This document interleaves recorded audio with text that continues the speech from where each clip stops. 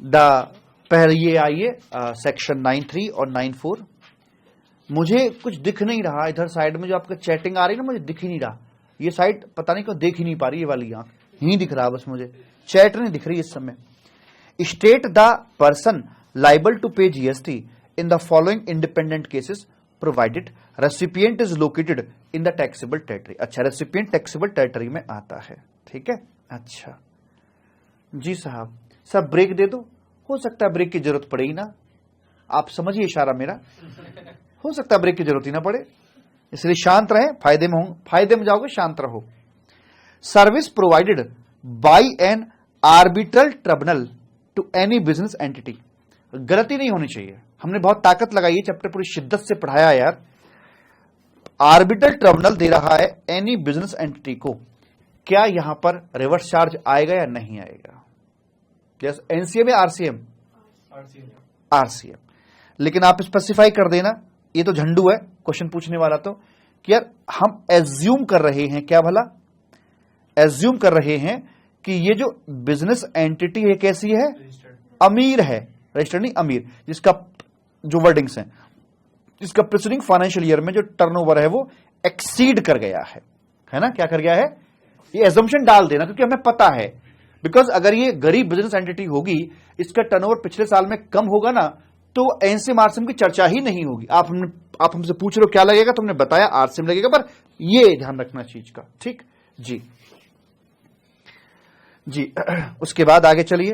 Sponsorship की services हैं provided by a company to an individual. अच्छा अच्छा अच्छा अच्छा अच्छा, स्पॉन्सरशिप की सर्विसेज इंडिविजुअल को, जी साहब हमें अच्छे से याद है स्पॉन्सरशिप में क्या था, यहां से गलती होती है, ये आप ये भूलोगे रेसिपिएंट कौन कौन था। मैं बार बार बोलता हूं, फर्म हो या फिर एक कंपनी हो, एलएलपी भी लालच आह लपलप एल पे लीवे, ये भी आपकी फर्म में ही आ जाती है।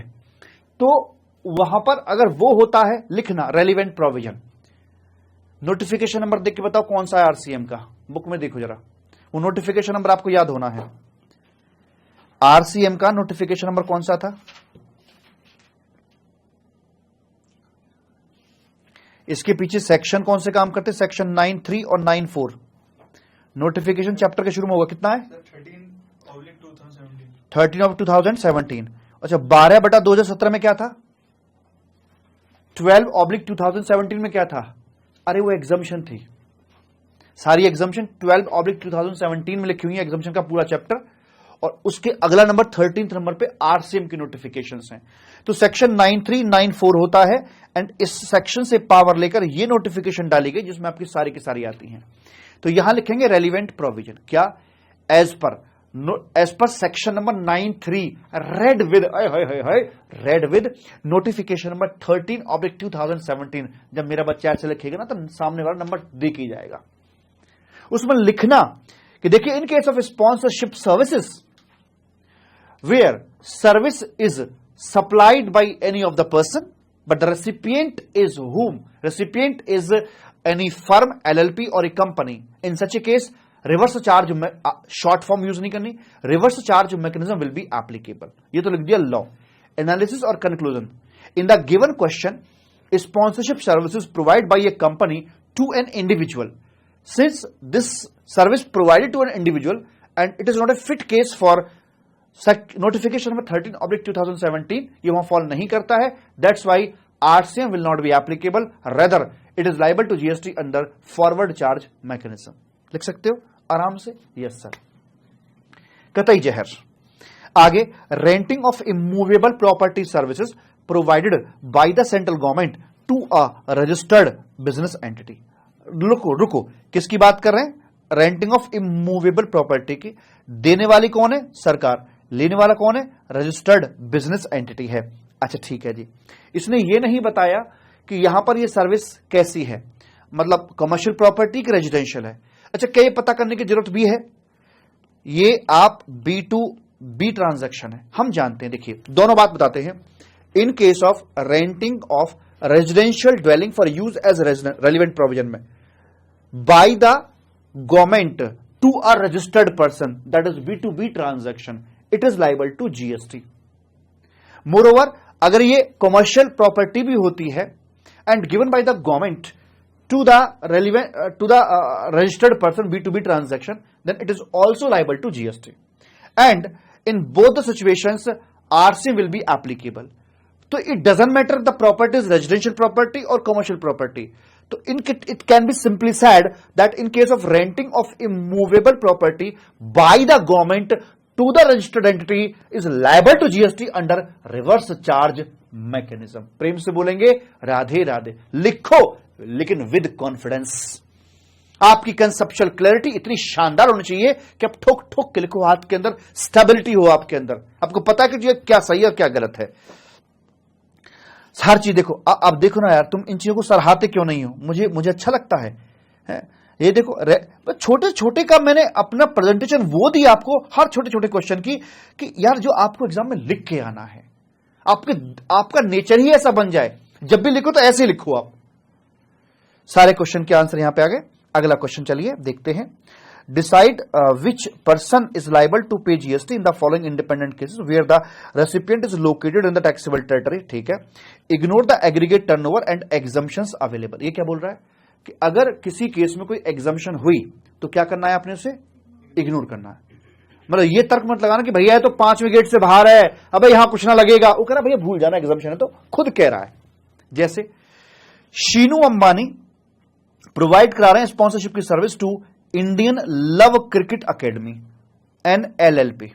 अब लव क्रिकेट अकेडमी को स्पॉन्सर सर्विस दी जा रही है, तो भाई स्पोर्ट्स एक्टिविटी के लिए हो गई, एग्जाम्पशन में फॉल करेगी।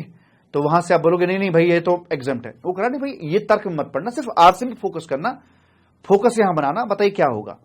तो आरसीएम लगेगा नहीं लगेगा? रेलिवेंट प्रोविजन में स्पॉन्सरशिप की service provided to a firm और LLP और company, then in such case RCM will be applicable as per section 93 read with notification number 13/2017। In the given situation में Sheenu Ambani providing services to the an LLP which is LLP partnership firm है जो कि एक प्रकार की, सो यहां पर RCM आपका एप्लीकेबल हो जाएगा। तो जो रेसिपिएंट है, कौन रेसिपिएंट? ये इंडियन लव क्रिकेट अकेडमी नहीं, ये जो शीनू अंबानी जो अपना ये जो रेसिपिएंट है Sheenu Ambani liable to pay GST हो जाएंगे, क्योंकि ये है ना रेसिपिएंट ये है और ये सप्लायर है। ठीक है, जो पैसा देता है वो रेसिपिएंट अपना होता है जी। Fast move a GTA transported goods of Amba and company a partnership firm which is not registered under GST। Goods transport agency एक ऐसे पर्सन को सर्विस दे रही है जो कि रजिस्टर्ड नहीं है। तो पहली बात तो लीगल प्रोविजन तो उसका ये आएगा कि एज पर नोटिफिकेशन नंबर 12/2017 ये भाई साहब आपकी एग्जेम्प्ट है। लिख देना वहां पे एग्जेम्प्ट है, पर ये बोल देना पर चूंकि तुमने कहा है कि एग्जेम्पशन को इग्नोर करना है इसलिए मैं इसे इग्नोर कर रहा हूं। लिख के आओगे तो कितना मजा आएगा ना, लिख दो, क्या दिक्कत है। पर चूंकि क्वेश्चन में कहा गया कि exemptions to be ignored, so if ignoring exemption, और हम ये मानते कि if it is liable to GST then who is liable to pay GST. तो यहां पर चूंकि सामने वाला जो पर्सन है वो एक पार्टनरशिप फर्म है, और पार्टनरशिप फर्म चाहे रजिस्टर्ड हो या ना हो, दोनों ही सिचुएशंस में आरसी में वो फॉल कर जाती है, इसलिए यहां पर रिवर्स चार्ज मैकेनिज्म आपका लगवा दिया जाएगा जी। सर वो अकेडमी लिखा है वहां पे, एक मिनट रुको जरा, अकेडमी वाला कहां है? सेकंड शीनोमन के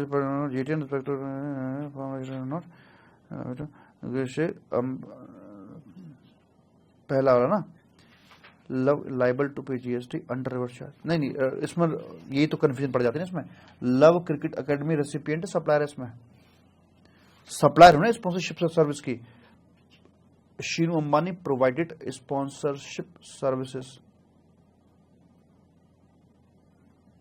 एक सेकेंड, सप्लायर कौन रेसिपिएंट कौन, पहले ये बताओ इसमें। सप्लायर और ये इसमें एक काम करो, मैं थोड़ा करेक्शन करता हूं इसके अंदर ना, शब्दों में थोड़ा घुमाव है। स्पॉन्सर सर्विस की बजाय इसे आप फीस लिखेंगे। स्पॉन्सरशिप फीस दे रहे हैं, और फीस दे रहे हैं तो देने वाला जो होता है वो कौन होता है? रेसिपिएंट। तो अब बनेंगे ये शीनू अंबानी बने रेसिपिएंट और ये बने सप्लायर। और आंसर में हम प्रॉपर तरीके से लिखेंगे कि आरसीएम लगेगा इसमें, एंड यहां पर आ जाएगा अपना ये शीनू अंबानी। ठीक है, थैंक यू सो मच, आपने मेरा ध्यान आकर्षित किया यहां पर। ठीक है, शीनू अंबानी। ठीक है जी, करेक्शन कर लीजिएगा प्लीज। अब ठीक है,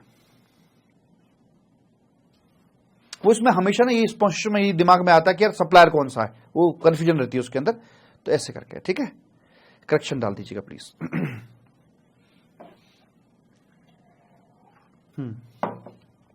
चलो अगला क्वेश्चन आता है, ये आप करेंगे होमवर्क। क्वेश्चन नंबर फर्स्ट का 3 होमवर्क है, ये मैं कराता हूं फर्स्ट का 4। Income is received by Maharashtra government from renting of immovable property to Ganpati Morya, Ganpati Bappa Morya, Ganpati Morya private limited. तो सप्लायर कौन है सर? पैसा मिला है महाराष्ट्र गवर्नमेंट को, तो सप्लायर बनी यहां पर आकर गवर्नमेंट, और रेसिपिएंट बनता है यहां पर गणपति मोरिया, जो कि रजिस्टर्ड इन महाराष्ट्र है। क्या है ये? रजिस्टर्ड है। तो ट्रांजैक्शन कैसी हो रही है इनके बीच में? B2B। अब बताइए जरा, गवर्नमेंट रेंटिंग की सर्विस दे रही है और B2B ट्रांजैक्शन है, क्या RCM आ जाता है? अभी हमने देखा था, प्रॉपर्टी रेजिडेंशियल हो या कमर्शियल हो, अगर B2B है बाय द गवर्नमेंट तो उस पर रिवर्स चार्ज मैकेनिज्म लगाया जाता है, तो यहां पर भी RCM अपना एप्लीकेबल हो जाएगा। Vivek Goyal and independent director, independent मतलब पार्ट टाइम जो होते हैं, PTD part time director of A to Z Private Limited has received sitting fee amounting to rupees 1 lakh from A to Z Private Limited for attending the board meetings. Who is the person liable to pay tax in this case? बताइए कौन करेगा? तो यहां लिखेंगे relevant provision as per the provision of section 13/2017 in case of a directorship where director is a part-time director or independent director of a non-government body। क्या? Non government लिख देना, आपको पता है ना, क्योंकि गवर्नमेंट बॉडी का तो बोल रहा गेट नंबर 2 से बाहर निकल। अच्छा, एग्जाम में यार ये मत करना गेट नंबर 2 गेट नंबर 5 ये मत लिखना, उसको थोड़ा ना पता गेट नंबर 2 क्या है। आप समझ रहे मेरी बात?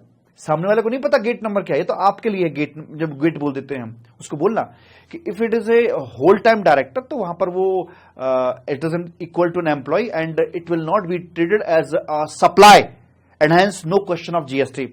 And if it is a part time director of a government body तो यहां पर भी सप्लाई नहीं माना जाएगा, और इसे सप्लाई नहीं मानेंगे तो no question of GST। So ये जो A to Z का है it is liable to GST, और यहां पर A to Z जो कंपनी है वो अपना करके चलेगी। जी जी वेदांत मेरा बच्चा। आगे चलिए, आगे बढ़ते हैं जरा। उसके बाद यहां पर आए, और आने के बाद फिर एक और था ना इसमें, हाँ विवेक गोयल हो गया जी। Then decide which person is liable to pay GST in the following independent cases where the recipient is located in taxable territory। और ये आप करेंगे, छोटा क्वेश्चन है, ये भी आप करेंगे या मैं करा दूं? हो जाएगा आपसे आराम, हो तो सारे जाएंगे, आप करके देख रहे हैं, जॉन सा मर्जी किसी पे भी हाथ डाल दो। ये करके देखें, नवंबर 20 4 नंबर।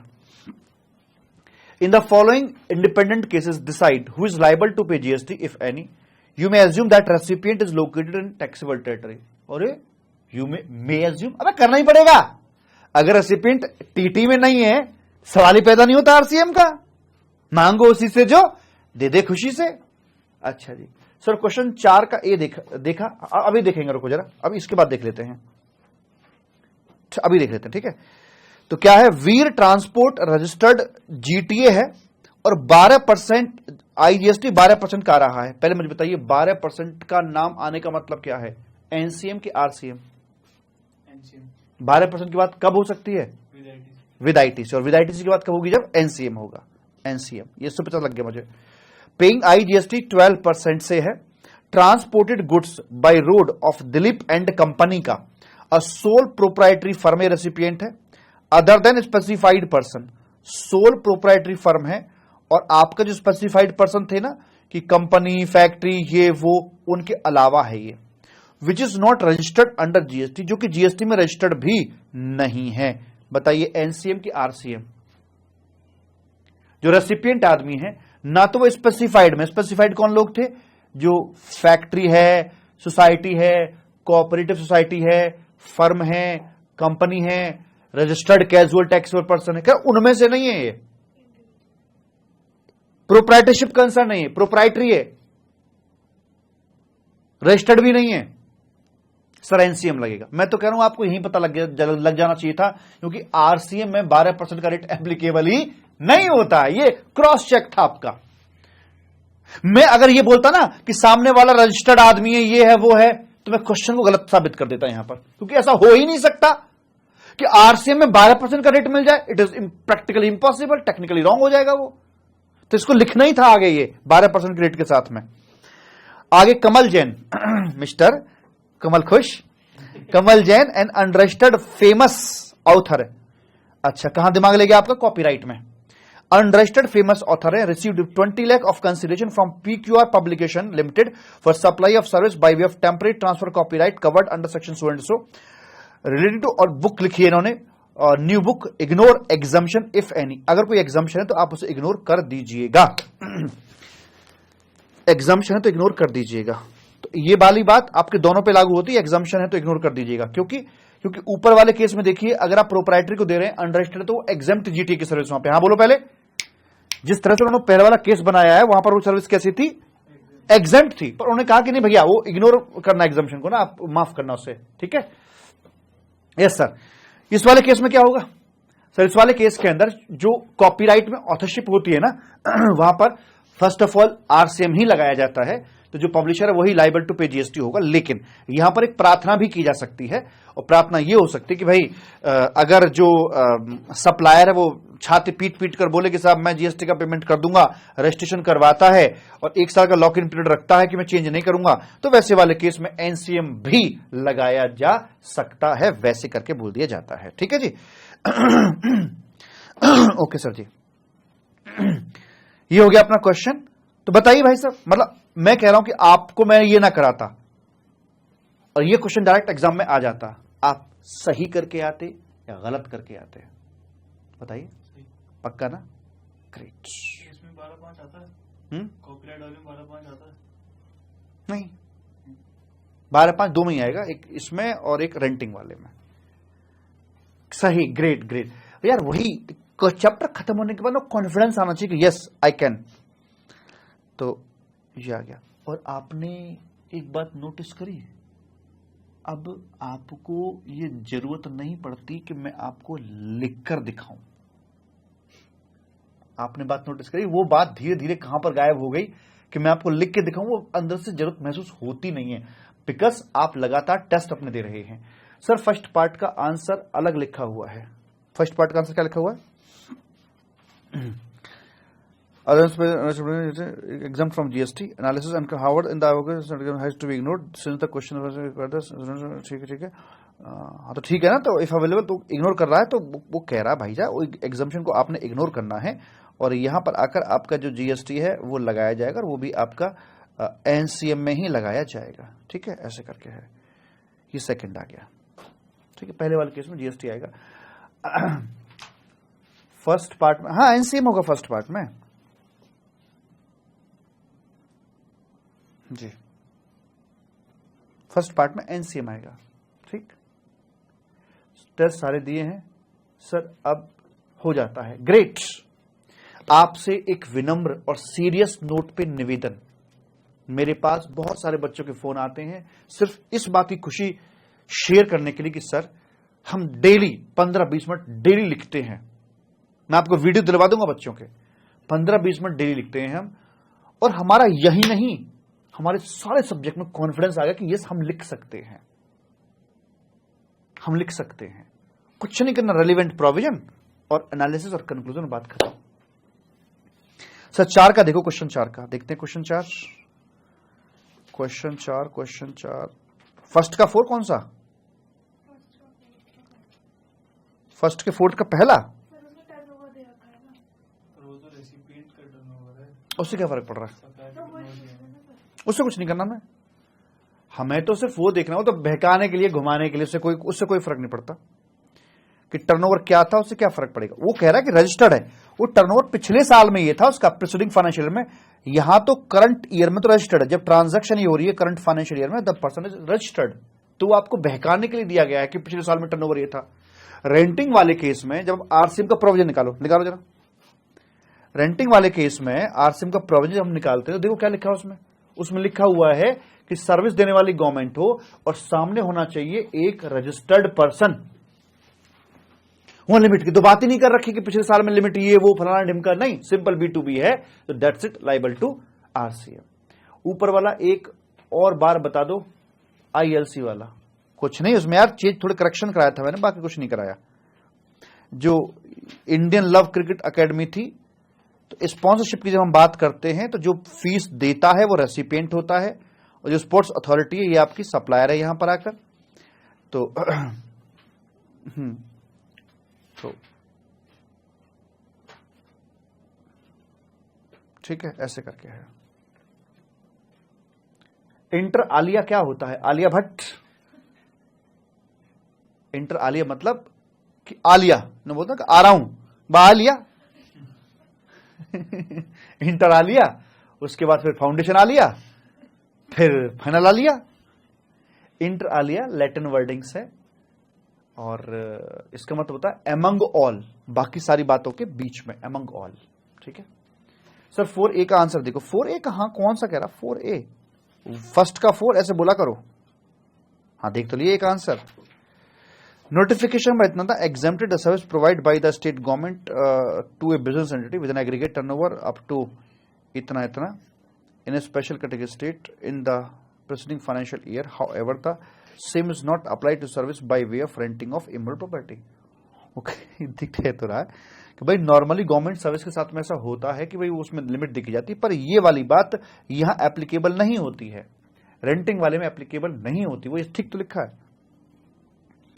ठीक है। तो वैसे करके amended that reverse charge is applicable in case of service provide by the so and so renting of property to a registered person. ठीक तो लिखा है यार, B2B पे RCM लग जाएगा। तो यहां पर आकर in the given case service by way of renting of properties provide by the Maharashtra government to Ganpati Maurya, therefore the above exemption will not be apply in this case though the turnover of company was less than 20 crore, 10 GST payable. तो कह रहा भले ही वो turnover less than 20 इससे कम है, लेकिन फिर भी GST पेबल होगा और वो RCM में पेबल होगा। वो इस चीज को इग्नोर करने के लिए बोल रहा है आपको, ठीक है सर। क्वेश्चन 6 का सेकंड पार्ट करा दो। अब ऐसा तो नहीं कि आप टाइम खींच रहे हो बिना बात के। छठे का दूसरा, छठवें का दूसरा क्या था? Service by recovery agent to a car dealer. बताइए रिकवरी एजेंट, ये तो होमवर्क में दिया था मैंने आपको, है बताइए। रिकवरी एजेंट कार डीलर को दे रहा है, तो रिकवरी एजेंट की सर्विस का प्रोविजन क्या था कि when recovery agent providing services to the bank NBFC वगैरह को, तो RCM लग जाता है। तो यहां किसको दे रहा है? तो क्या ये आपका फॉल करता है वहां पे कि नहीं करता? बताइए। नहीं फॉल करता तो GST is payable under forward charge by the रिए। छोटी छोटी बातों को पूछते हो या तो। ठीक, चलो जी।